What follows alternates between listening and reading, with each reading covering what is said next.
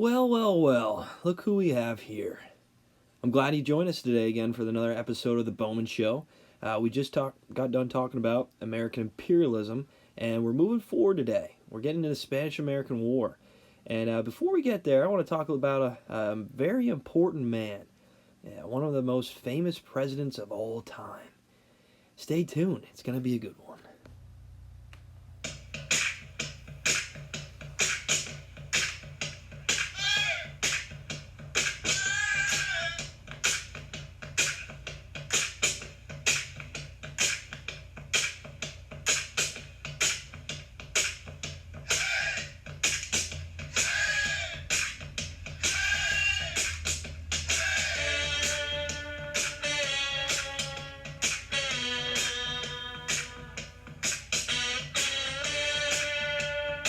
Hey, ho, let's go. All right, we are live here today with Teddy Roosevelt. Yeah, you got that right. Teddy Roosevelt, one of the most famous presidents in American history. Also, very accoladed man. He has Medal of Honor and a Nobel Peace Prize. Wow. I tell you what, this guy is very accomplished. So, ladies and gentlemen, put your hands together. Teddy Roosevelt. Hi Blake, how's it going? Oh, not too bad, not too bad. Most of the kids know me as Mr. Bowman, but hey, with Do you know me? we Do you know who I am? we love you. Yeah, we do. We talked about you. It's funny because I like to think I'm a big deal, and I know I'm a big deal. But despite that, I didn't hear any intro music to play me in for my favorite song. So what's going on here? Wow. I tell you what, President Roosevelt, I never thought I'd hear that someone crashing down on my show like this. But you know what? I'll get right to it. I'm sorry about Yeah, that. how about you play it? Okay, I'll play it right now. Don't, All right, don't ready? yell at me anymore. Okay. Generals gathered in their masses, just like witches at black masses. Evil minds that plot destruction, sorcerer of death's construction. In the fields of bodies burning, as the war machine keeps turning, death and hatred to mankind,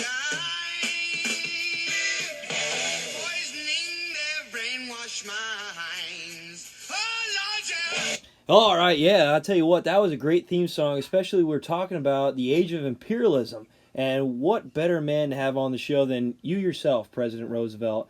Thank you for coming on the show today. I appreciate it. I'm sorry for angering you, too, in the beginning of the show. No problem, and you're most certainly welcome for my presence. Well, hey, I just got done talking to kids about how you won the Medal of Honor during your time during the I did. Spanish-American War.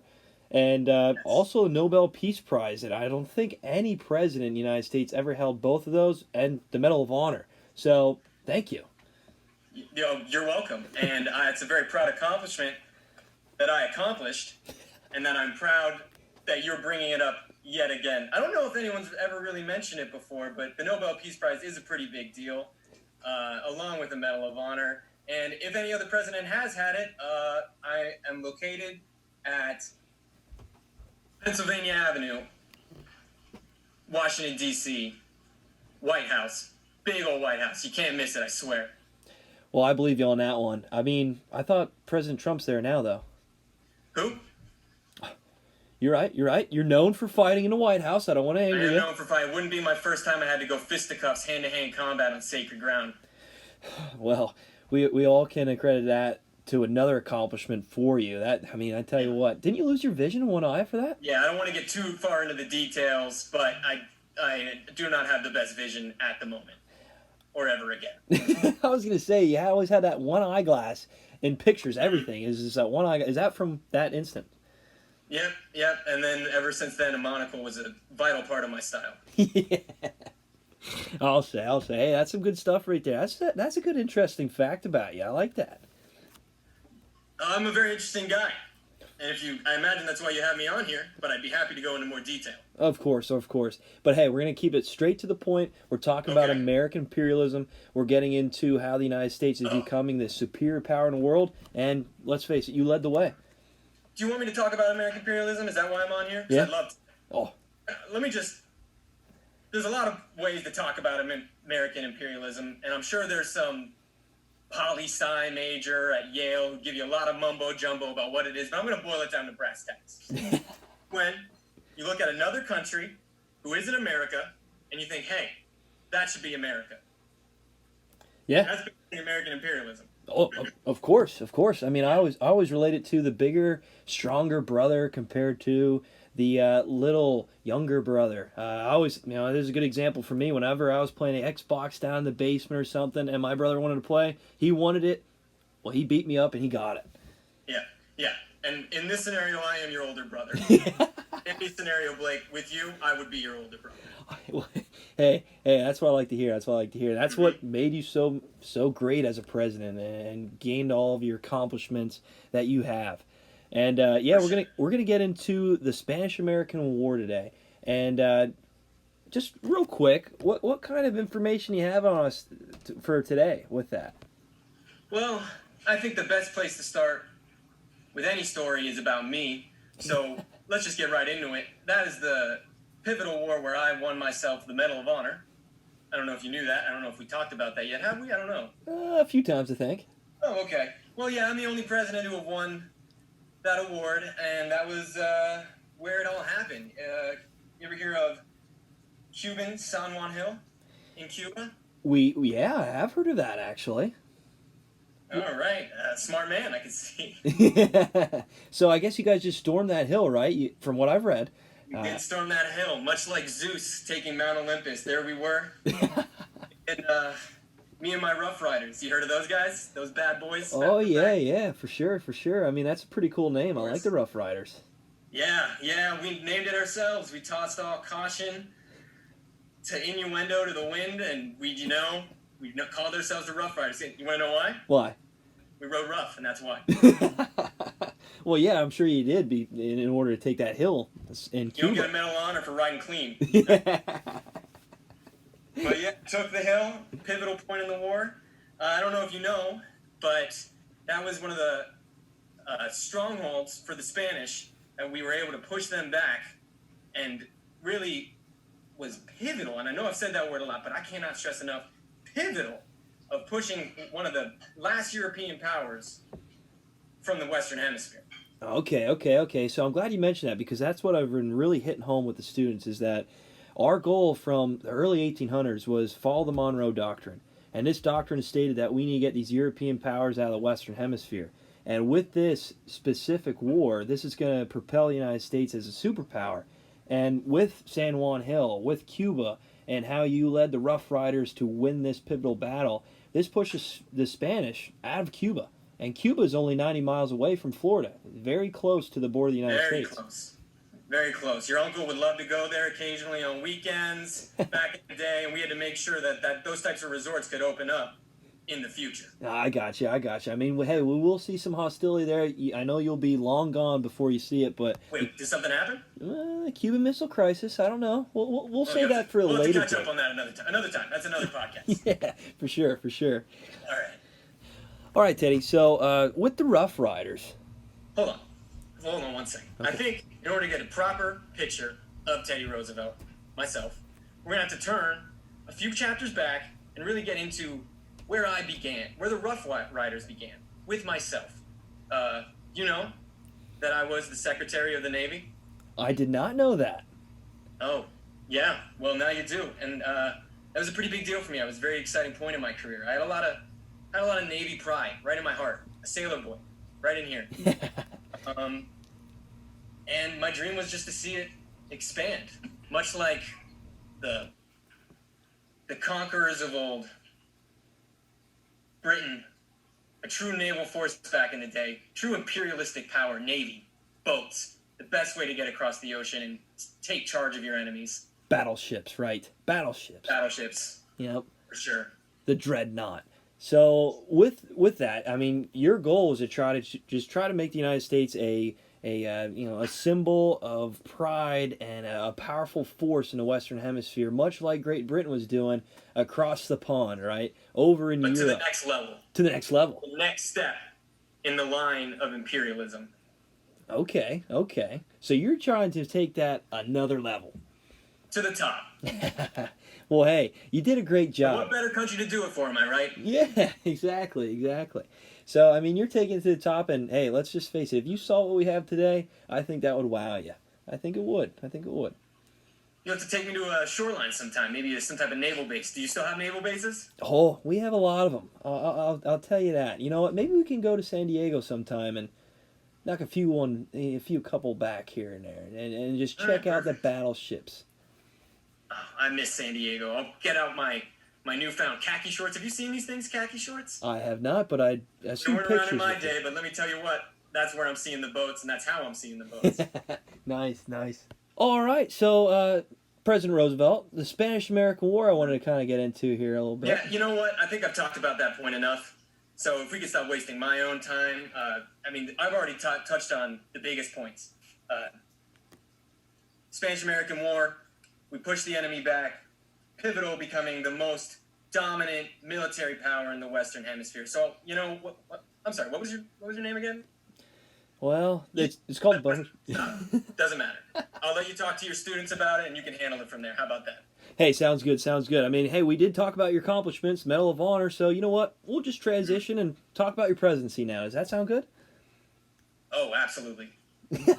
Sounds good. Sounds good. All right. So with your presidency, you're the 26th president of the United States. You're a part of the Republican Party at first, then you try to run for the Bull Moose Party. But anyway, your first presidency, your first term, and your second term.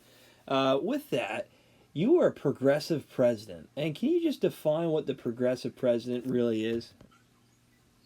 Progressive president, that I was. Yes, it was truly a progressive era, if you will. I put together a little thing called the Square Deal. It's a pretty big deal at the time. I imagine everyone's still talking about it. Yeah, I really boiled it down to the three C's. And I'll go into a little bit of detail on those. It was conservation, which is, you know, overall just the health of the planet, be it through national parks and just overall security of those types of areas. Consumer protection brought about things like the Food and Drug Administration. So when you bought food, you were like, oh, I know what this is and what is in it. And then, you know, controlling those corporations. Got to keep an eye on those guys. Make sure everyone gets an equal opportunity in the free market. You know what I mean? Oh, for sure, for sure. I mean, going through the Gilded Age and having all these tycoons and these industrial bosses, you had to control them, right? You had to set them in their place. Yeah, yeah. You had to keep an eye on them and an eye on the little guy. Let them have a little bit of a fighting chance, much like I always see myself as having a fighting chance in any scenario that I find myself in. But I had decided to help them, give them equality, give them safety and protection in their workplaces. Awesome, awesome. I mean, hey, you hit it best. As the United States is trying to become a stronger power in the world, at the same time, you're trying to make an equal opportunity for the people, the middleman in the United States. It's like you're not trying to give all the wealth and all the power to these industrial giants like Rockefeller and Carnegie. You know, you name it. The list goes on and on. Exactly. I didn't particularly fight for them. I fought for the little guy, and would love to see them succeed in life as well. Awesome, awesome. It's almost like a game of Monopoly, right? But at the same time, you're just saying, well, you might be dealt this hand, but hey, that's the best we could do as the government. Exactly, exactly. America, the land of opportunity. If you don't be plugging my product real quick. Yeah, for sure, for sure. Hey, Teddy, Alright. I appreciate it. Oh, by the way, your conservation, the teddy bear. What do you think? Oh man, did that thing take off? When I was around, that was just a small Kickstarter with a GoFundMe. Not a lot of people were getting into it, and next thing I know, it's in every crib in the globe. I'll say I have one. Oh my goodness! You have to show me that as well. Oh, I will. I will. We will check it out along with the military bases all across the United States. An excellent combo. You won't get any second glances. Oh, for sure, for sure. Hey, also too, real quick with imperialism. I know I'm backtracking back to imperialism, but as a president, you were actually the first president to leave American soil to travel to another location in the world. And where did he go? Yeah. Where did he go? Panama. Panama, baby. What a beautiful place where I went down there trying to build a connection between our world and straight into the Asian markets where we could, just trade and really blossom further. A lot of people try to do it ahead of me. I don't know if you're too familiar with the age of exploration. Yeah, all kinds of explorers and cartographers trying to get to the Northwest Passage. Bunch of dorks. They kept trying it, kept running into this little thing called land. Have you heard of this? Land? Yeah, where boats are notoriously bad at crossing. Didn't necessarily work out for them. So I thought I would take matters into my own hands and make the Panama Canal. Oh, okay. So you're just going to move all this land out of the way and make your own canal, right? Yeah. Land is, it's Wagazi, Swagazi, make of it what you will. I decided to make it into a canal. Nice. So you thought, well, the best way to do this is just drill through the earth, explode it, explosions, blow it up, get it out of the way with our huge navy that we have. We're going to show them exactly what we have, and we're going to just try to make this canal our own. And we're going to control the trade. Whoever wants to use it has to pay up, right? Pay up. Other source of income for the Asia industry. Nice. You know what? They actually made a song about Panama. Do you want to hear it? Oh, I would love to. Okay, here we go. Stay tuned. Let's hear it.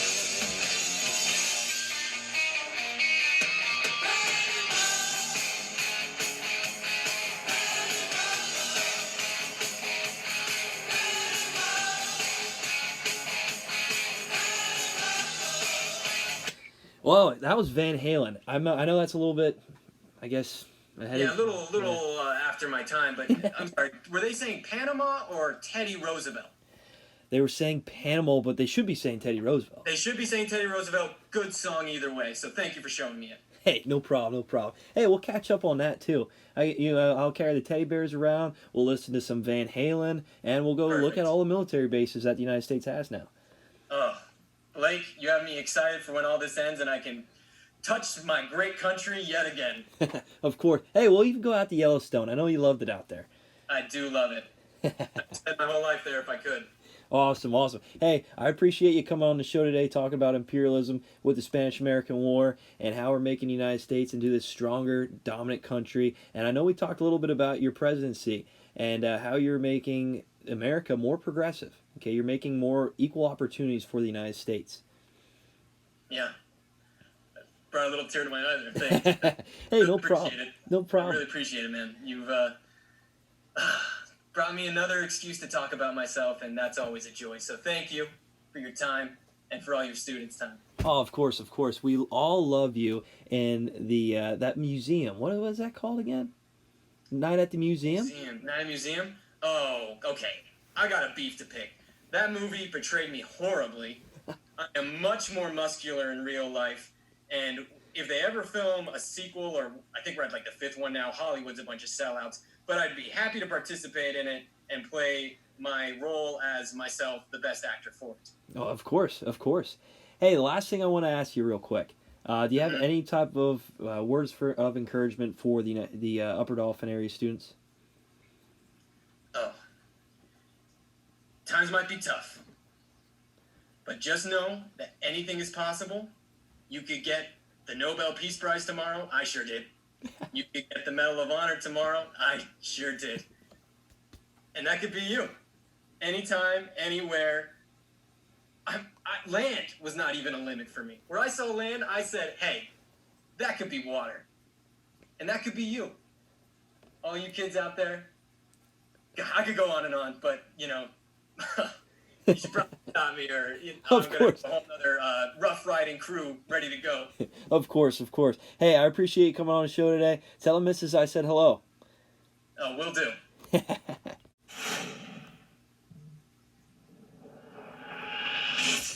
All right, guys, there you have it. That was a great interview with Teddy Roosevelt and how he expanded the United States and become this dominant, superior power in the world.